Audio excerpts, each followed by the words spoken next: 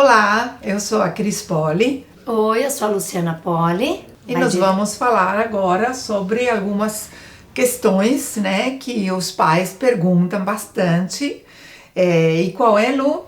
Então, a gente no outro vídeo, né, um dos vídeos que a gente já gravou, a gente falou sobre como tirar a chupeta.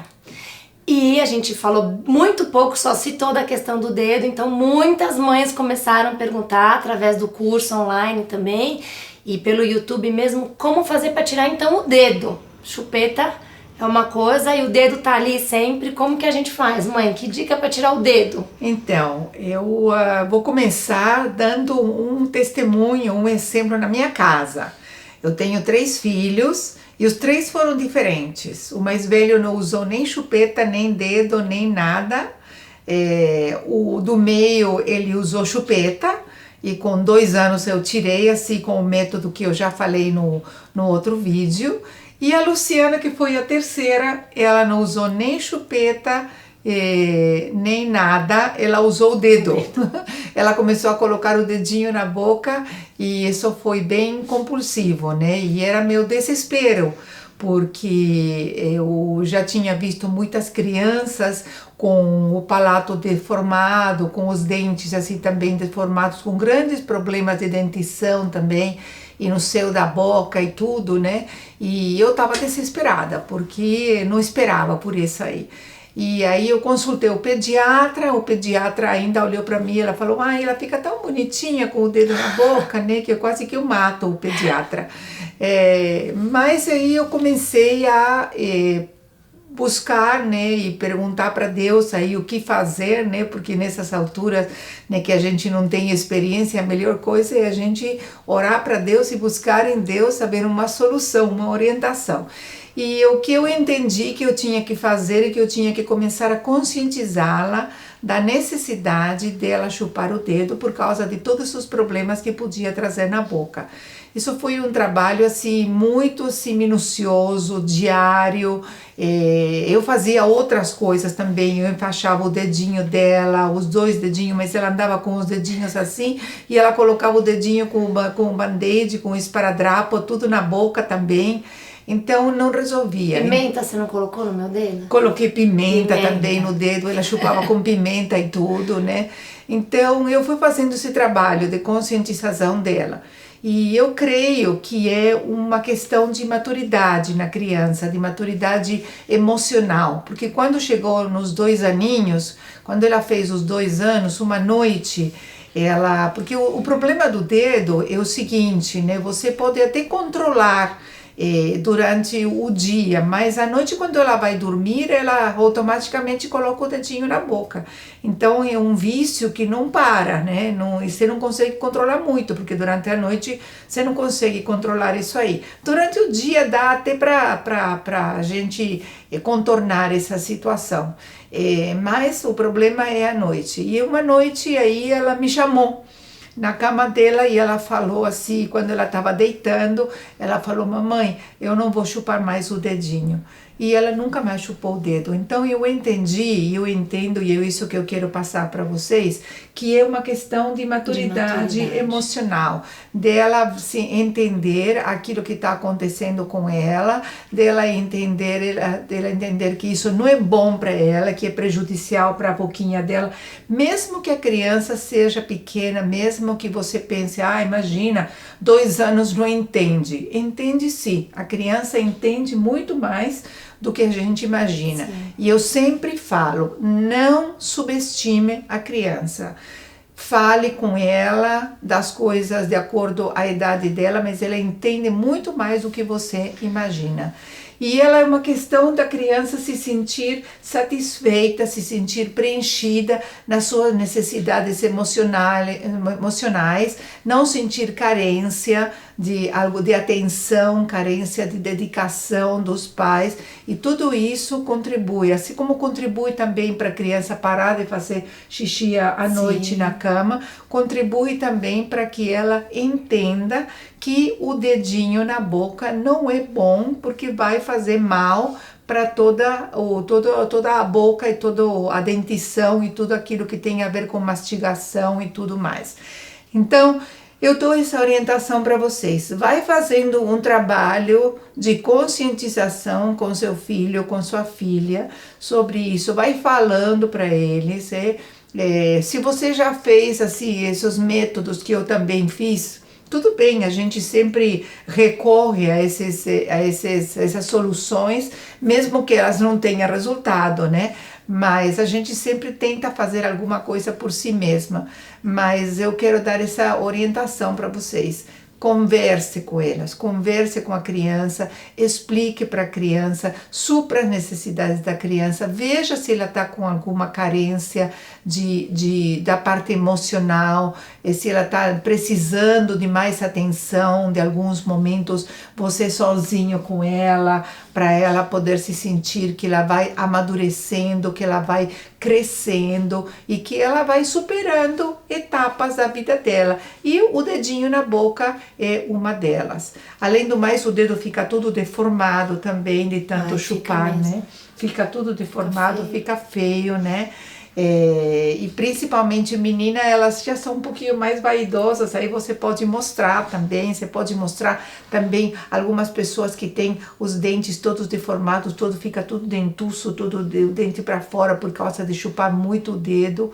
Eu sei que tem gente que chupa o dedo até mais de 2 anos. Eu sei que tem crianças que chupam o dedo até mais. Eu já vi criança grande, quase pré-adolescente, chupando o dedo. Pois é, então.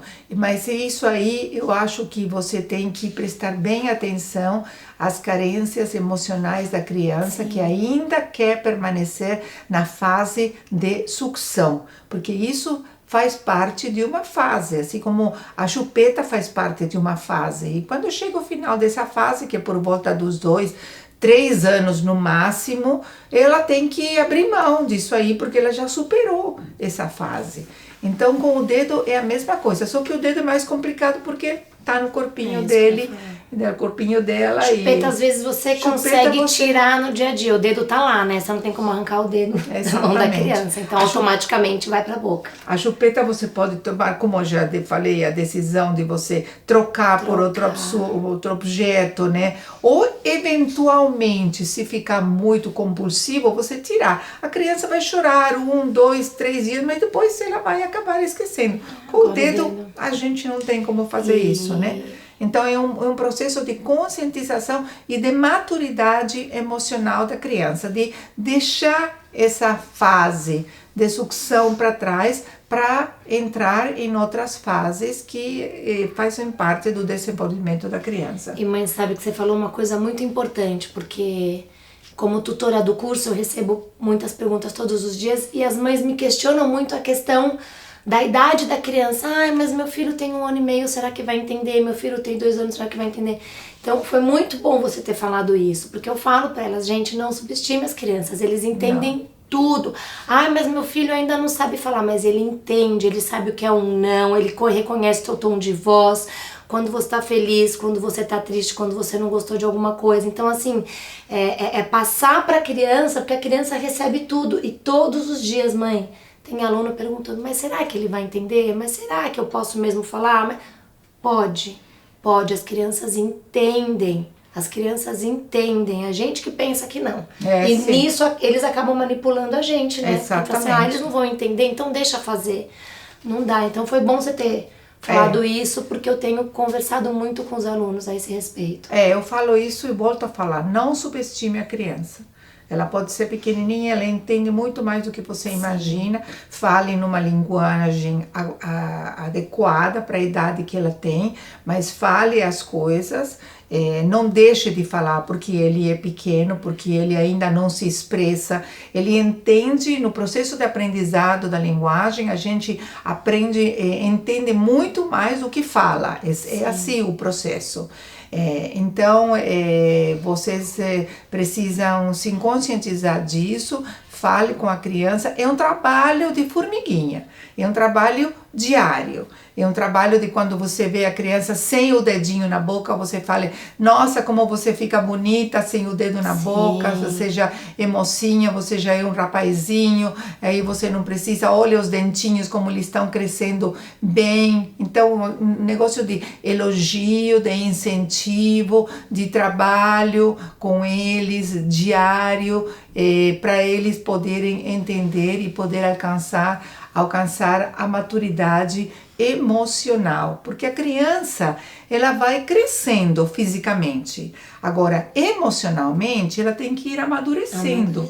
Ela tem que ir amadurecendo. Isso que a conscientização é muito boa. Claro, exatamente. Porque a criança traz para a realidade o que está acontecendo com ela e as fases que ela está passando, né? Exatamente, e ela vai entendendo que ela precisa amadurecer, ela não vai verbalizar, mas ela vai entendendo que ela está ficando maiorzinha, que ele está ficando mais maduro, que ele tem coisas que ele não é para fazer mais, assim como ele não usa mais fralda, que não usa mais mamadeira, que não usa mais chupeta, também não chupa mais o dedo, porque já está passando numa outra fase, com outros desafios e outras coisas importantes que vão acontecer na vida dele. Então, a orientação é essa, conscientização diária desse problema. Claro que você não vai começar isso com o o bebê que chupa o dedo, porque ele é muito bebê e ele precisa essa fase de sucção. Mas quando ele chega nos 2 aninhos, quando ele chega nessa fase que ele já não precisa, 2 aninhos, no máximo, gente, assim, estourando 3 aninhos, no máximo, entendeu? Ele já não precisa mais.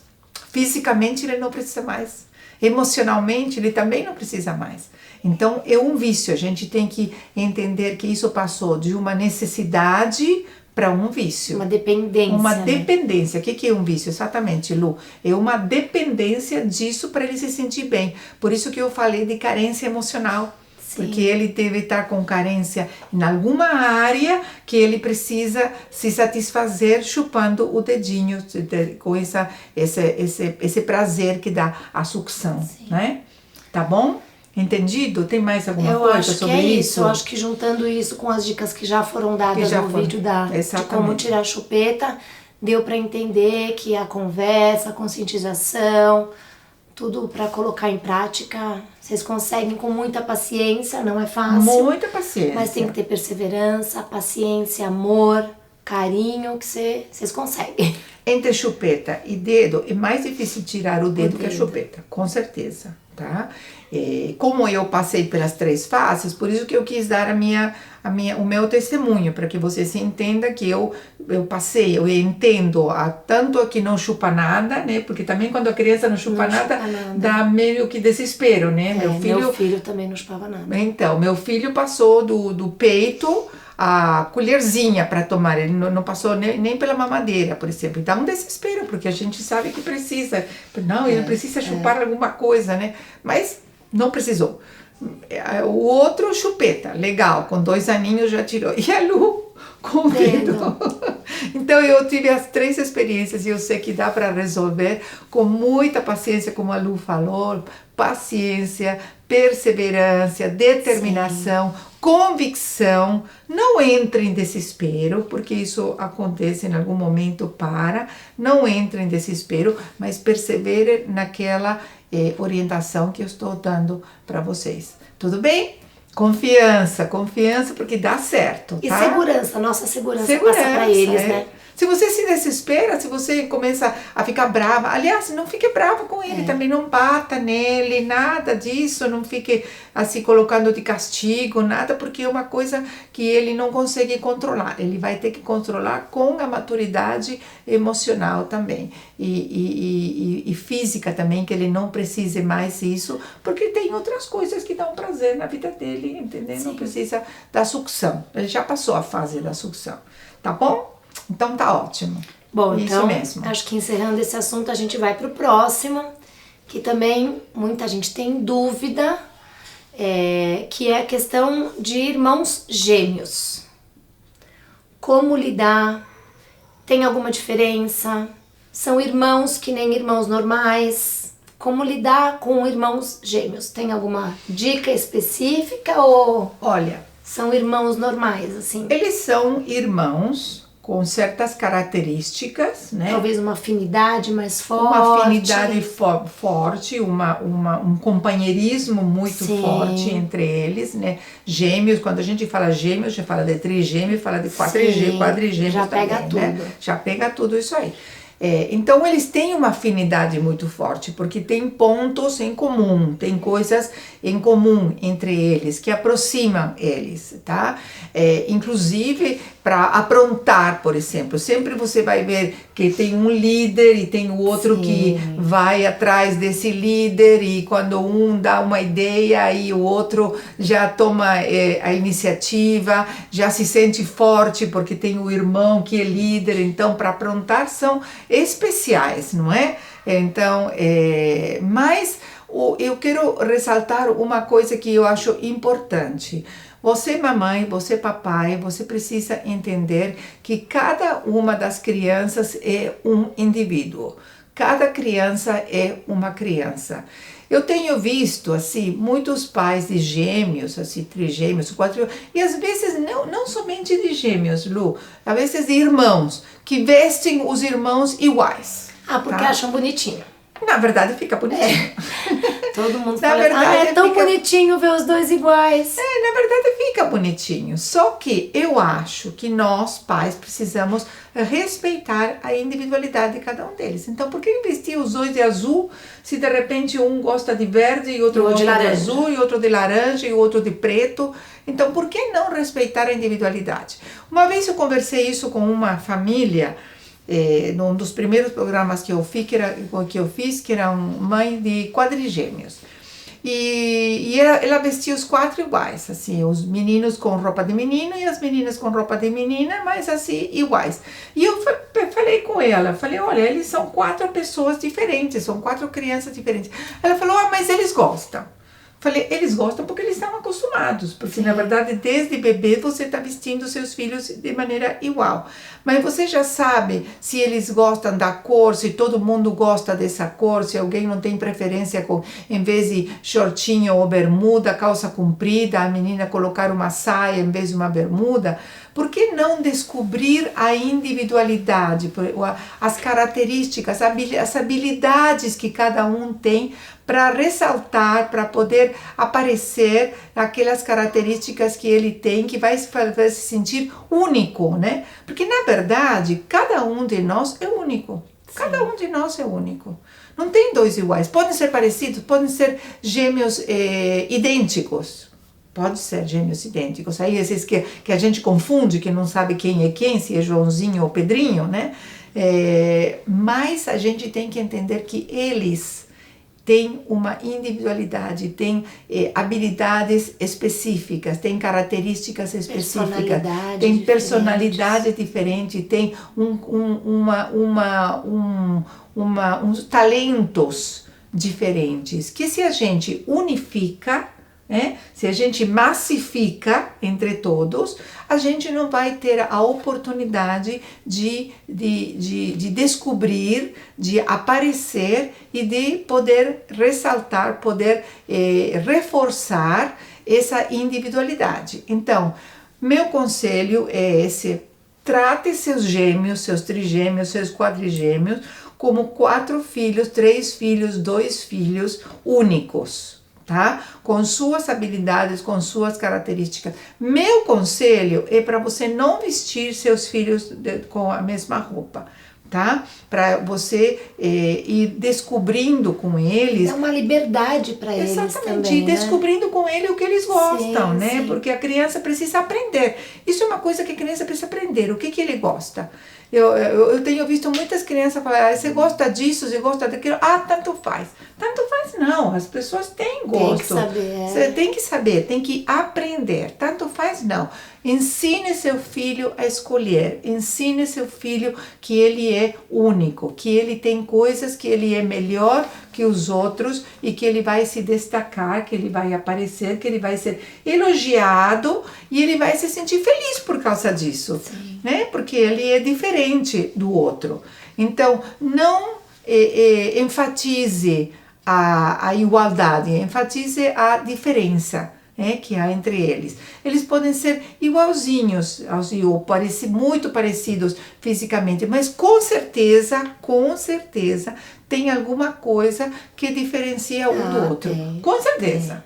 Ou o narizinho mais compridinho, ou o narizinho mais rebitadinho, ou o olhinho mais para baixo, ou uma pintinha aqui. Tem alguma coisa que... E na personalidade, um já é mais sério, o outro é mais calmo, um é mais brincalhão, o outro é mais tímido. Exatamente. Não dá para tentar tratar todos com uma igualdade, como você falou, porque não é. E eu acho que isso vai também para irmãos que não são gêmeos, né? Também, exatamente. Não tentar tratar tudo da mesma forma, cada um tem a sua forma de ser, tem a sua personalidade, mas nos gêmeos principalmente, porque a gente tende a achar, são iguais. Não são iguais. Nós estamos falando de gêmeos, porque as perguntas têm sido sobre gêmeos, muitas mais. Mas eu estou falando de irmãos também, normais, que não são gêmeos, que têm diferentes idades até, e eles são vestidos do mesmo jeito, eles têm, se são meninos tem aula de futebol, porque menino tem que ter aula de futebol, se é menina tem que ter aula de balé,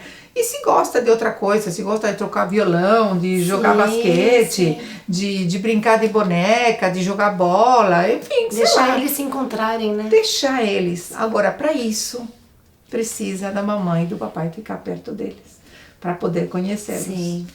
Isso é muito importante, porque você só conhece as habilidades, só conhece os talentos, só conhece a disposição e a personalidade quando você fica perto de uma pessoa.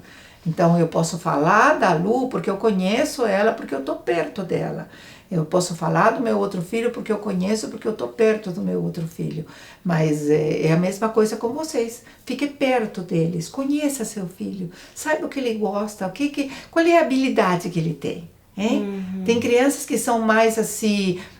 determinadas em decidir as coisas. E tem outras que não, que são mais indecisas. Então, vamos ajudar essas crianças mais indecisas, mais introvertidas, a poder expressar aquilo que está dentro deles e aquilo que eles gostam e aquilo que vai fazer ele diferente do outro. Lembre-se, Deus fez cada ser humano diferente do outro. Não tem dois iguais.